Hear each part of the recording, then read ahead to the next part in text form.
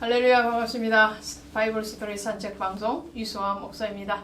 여러분들을 만나는 이 시간 정말 해피한 시간입니다. 행복한 시간, 복된 시간이라고 늘 감사하면서 강의를 진행하게 됩니다. 오늘 갈라디아서 4장 가도록 하겠습니다. 4장에서도 3장과 마찬가지로 여전히 율법과 복음의 관계에 대해서 풀어가고 있습니다. 바울의 그 답답함이 지금 드러나고 있다고 할 수 있죠. 얼마나 답답했으면 율법과 복음에 대해서 이 모양 저 모양으로 지금 설명을 하고 있는 것을 보게 되죠. 그렇다면 오늘날에는 교회와 성도님들이 복음에 대해서 확실한 것을 가지고 갈까? 그런 것 같은데도 아닐다라는 것을 경험하고 또 볼 때가 많습니다. 저와 여러분에게도 율법과 복음에 대한 분명한 지혜 그리고 분명한 신앙이 생겨지기를 주 예수의 이름으로 축원드립니다. 오늘 4장 1절에서부터 비유하는 것은 무엇이냐면은 상속자, 그러죠. 유업을 이을 자, 바로 상속자잖아요. 이 상속자가 모든 것의 주인이나 어렸을 동안에는 종과 다름이 없어서 그 아버지가 정한 때까지 후견인과 청지기 아래에 있나니, 이렇게 말을 합니다.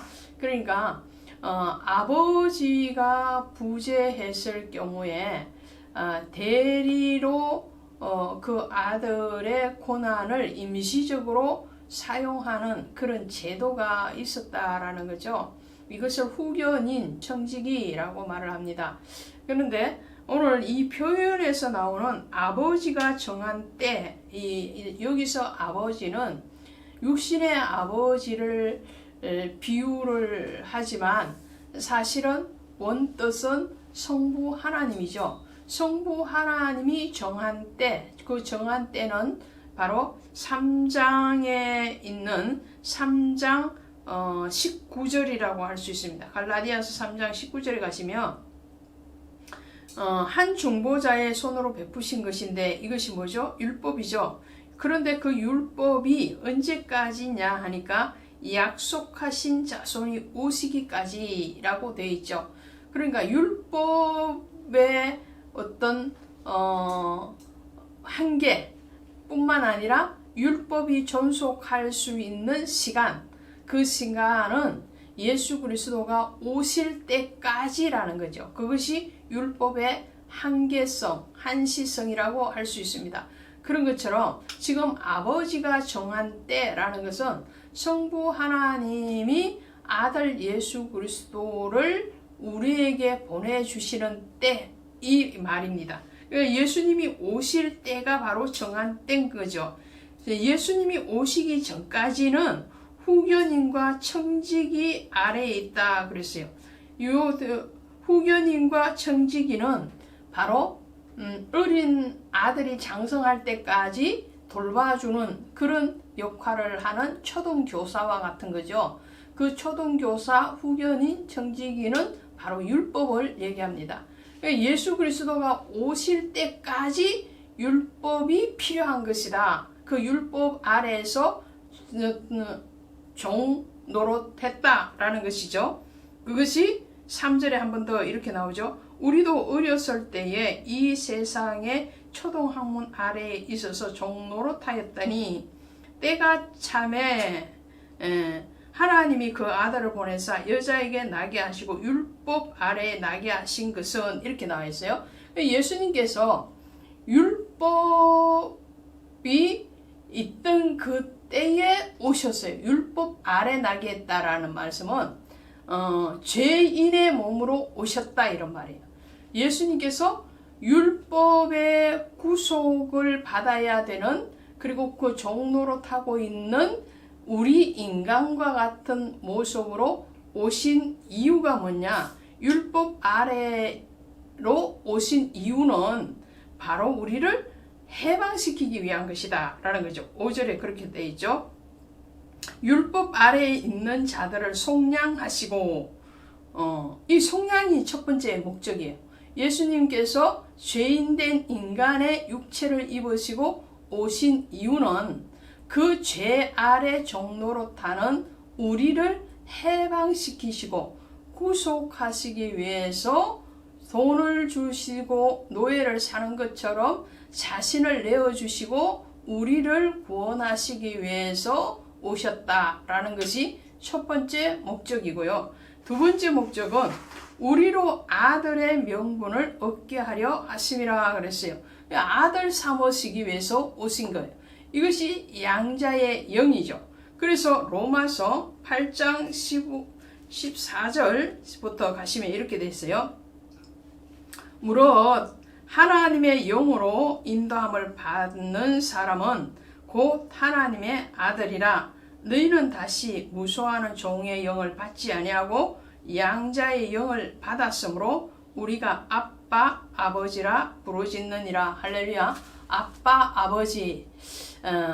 이제는 우리는 종이 율법에 눌림받은 죄의 종이 아니고 그 죄의 종에서 우리를 구원해 주신 예수 그리스도로 말미암아서 우리는 자유함을 얻었다라는 거예요.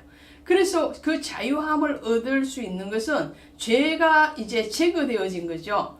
그 죄가 제거되어지었으므로 우리는 의인이라 칭함을 받고 그 의인의 자리는 곧 하나님 아버지의 자녀, 아들의 자리라는 것을 말씀을 합니다.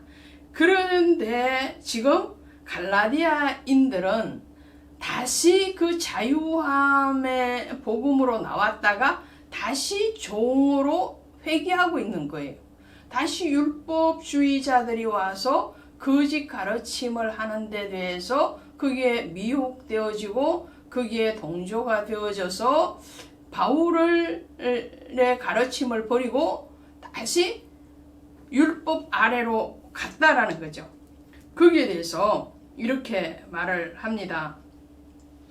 그 안타까움을 이제 이렇게 표현을 하는 거죠. 12절에 보시니까 형제들아 내가 너희와 같이 되었은저 너희도 나와 같이 되기를 원하노라. 너희가 내게 해롭게 하지 아니하였느니라.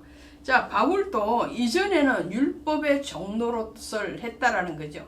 그러나 이제는 그리스도 예수를 만남으로 이제는 자유함이 되었기 때문에 너희들도 나와 같이 진리 안에서 복음 안에서 자유함을 얻으라라는 거죠. 그러면서 갈라디아 교회를 개척하고 그 갈라디아 교회인들과 함께 했던 그 신앙의 생활에 대해서 다시 더듬어서 기억을 할 때에 이렇게 말을 합니다. 14절에 너희를 시험하는 것이 내 육체에 있으되 이것을 너희가 업신여기지도 아니하며 버리지도 아니하고 오직 나를 하나님의 천사와 같이 또는 그리스도 예수와 같이 영접하였도다. 이게 무슨 말씀이냐 하니까요. 바울은 자신의 몸에 질병을 가지고 있었어요. 안질이라고도 하고요. 또 간질이라고도 하고요. 또 선교를 다니면서 얻은 그런 전염병을 앓고 있지 않았는가 라고도 합니다. 육체적인 여러 외형적으로 드러나는 그런 질병, 전염병이면 굉장히 심각하죠. 거기다가 간질이면 더 심각한 현상이잖아요. 그런데도 이 갈라디아인들이 그리스도 예수의 복음을 바울로부터 들을 때는 은혜가 충만했기 때문에 바울의 그런 외형적인 질병이나 연약함에 대해서 배척하거나 업신여기지 않고 오히려 얼마만큼 사랑했느냐, 하나님의 천사와 같이 또는 그리스도 예수와 같이 영접하였다, 그렇게 표현을 해요. 얼마만큼 그 바울의 그 복음을 사랑하고 그 복음에 대해서 자유함이 있었으면 목회자의 그런 질병, 심각한 질병에 대해서도 오히려 더 감사하고 그 목회자를 정말 천사처럼 예수님처럼 그렇게 따르고 존중했다라는 거예요. 그런데 지금 바울이 떠나서 다른 지역으로 전도 여행을 다니는 동안에 그 사이에 율법주의자들이 들어와서 바울의 가르침을 다시 뒤집어 놓은 거예요. 그러니까 바울은 어떻게 해요? 원수같이 생각을 하는 지금 이 현상에 대해서 굉장히 아파하면서 과거에 너희의 그 선한 복음을 향한 그 열심과 열정, 그리고 그 복음에 대한 사랑과 또 그 복음에 대한 그런 헌신의 마음으로 돌아오라는 거죠. 예수 그리스도께로 돌아오라는 것을 말씀을 합니다. 15절에 너희의 복이 지금 어디 있느냐? 내가 너희에게 청하노니 너희가 할 수만 있더라면 너희의 눈이라도 빼어 나에게 주었으리라. 과거에 그렇게 했다는 거예요. 바울을 정말 가르침에 대해서 따르었을 때는 바울의 그 모든 이 눈이라도 빼어줄 것이다. 이런 말을 통해서 바울이 지금 심각한 이 눈에 질환을 가지고 있지 않았는가 하는 거죠. 그만큼 눈을 빼어서 바울의 눈을 대체할 마음이 있을 만큼 갈라디아 교인들과 이 바울의 관계가 복음으로 하나 되어지고 복음으로 정말 협력되어지고 동력되어지는 그런 관계였는데 지금 그 관계가 지금 어디 있느냐라는 거예요.